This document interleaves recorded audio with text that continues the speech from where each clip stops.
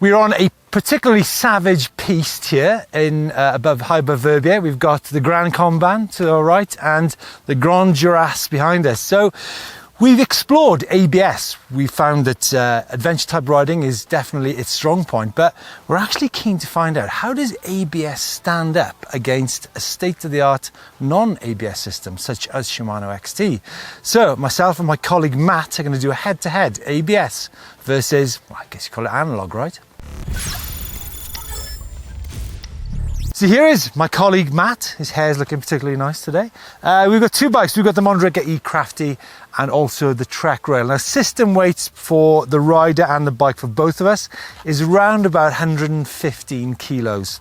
Both 29-inch wheels. So the Mondraker E Crafty's got the ABS on it, whereas the Rail has got Shimano XT, which widely regarded as one of the best brakes on the market. 200mm rotors, front and rear. So what we're going to try to do is reach a maximum speed of 50 kilometers per hour. And the idea, I guess, Matt, is who can brake in the shortest distance, hopefully without skidding. That's the plan. So we have the bag as a marker. Matt, I'm not actually looking massively forward to this on this like powder gravel surface. Grabbing a handful of front brake is not going to be fun. I mean, we might laugh, but there's consequences here, right? For sure. Yeah. So here we are at the base of the Run of Hell. Matt, should we do heads or tails to see who goes first on the ABS? Do you think it's best to go ABS first or Analogue first? I think it's best to go ABS first. Ah. But if you go on the normal bike first, then that's going to be possibly an improvement. In theory. So I think I'd rather go non first. But anyway, heads or tails, who's going ABS? Heads, please. Tails. Heads it is. I go ABS. Please bear in mind that this video is a bit of fun and not science, and also a dry condition comparison and not wet. So the idea then is no brakes to the bags and then all on the anchors. Are you tucking? Or are you going to go like you need to tuck?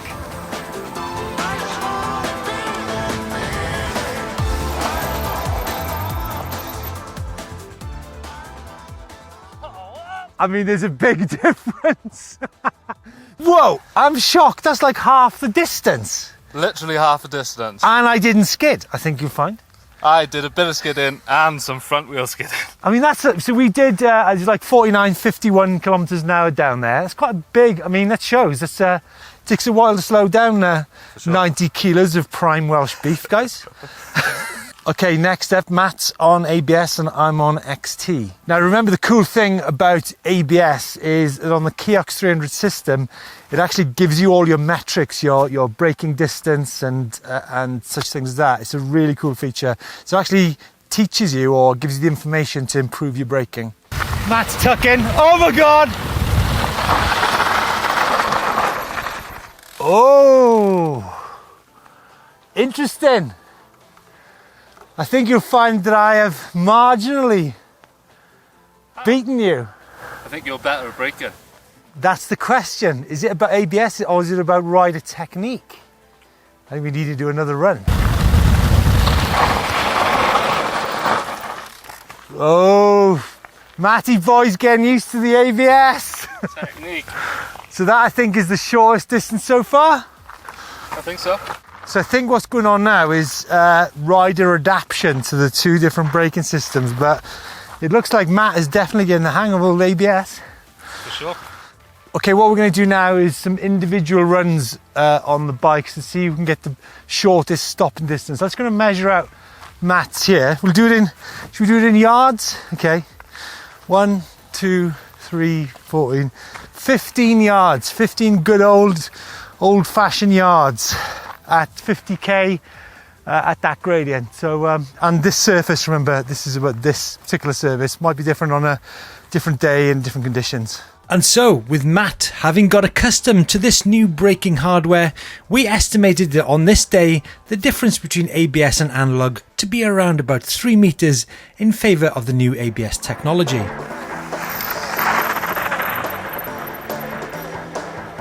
So the technique with ABS is actually to not go over the back but stay, oh my God, this is scary. Oh,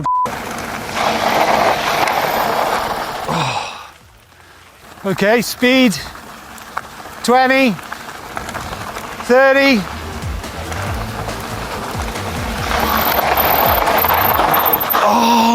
Oh, it's close. I can't. I'm about to give it to you. Do you want to give it one more go? Yeah. I think I'm going to have to give it to Matt.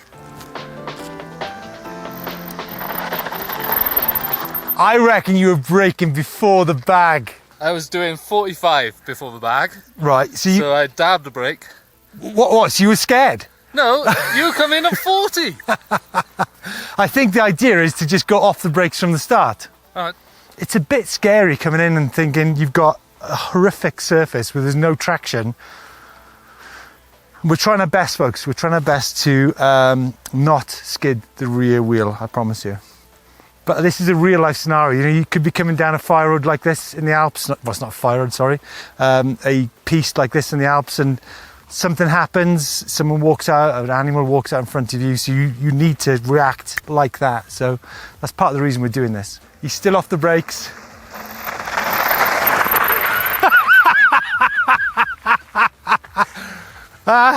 So in a cloud of dust, I have to question the tactics of Matt Davies on a previous run.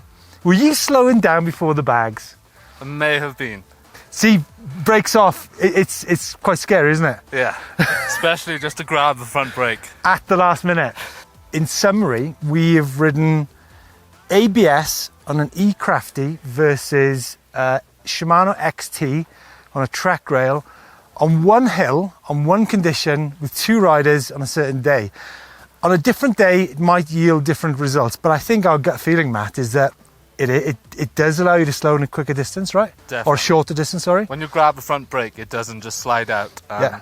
We'll What stop. about technique? I mean, the thing with ABS is if you go over the back, it actually will give you a longer braking distance. You need to trust to get the traction on the front wheel, which means you're going to lean forward, which is totally against what we've been doing for years and years, right? Years, yeah. So it's a bit of a strange experience, and it's definitely something you need to learn the technique with. And it seems that Matt is learning it pretty quickly, Thank you. even if he did brake before the bag. I don't want us to seem like we're picking on one brand to do the comparison to, so I've set Matt up on some SRAM code brakes to see what the outcome is on that. And if we get a chance, we'll go and try some Maguras as well. But I think the outcome will be similar. There'll be maybe a metre or so in it, but here we go. SRAM code.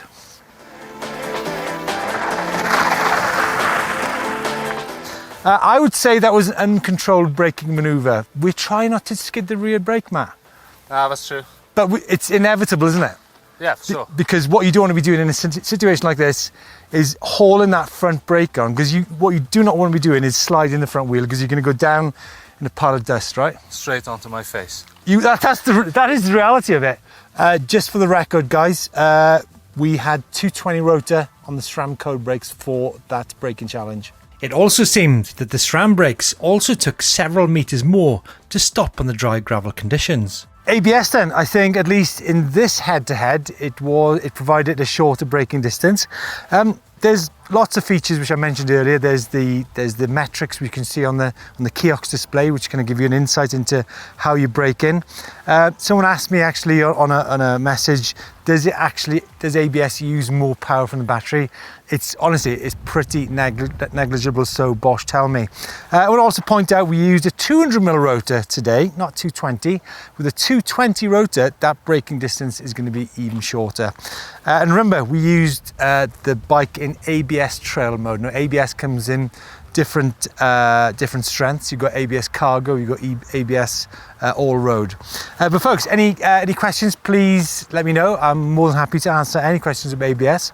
I've now ridden it at length. There's another video which we're about to do up in those mountains over there, which shows you the kind of environment that I think ABS really is at home. That's it, folks. Thanks for joining us from Verbia. See you next time.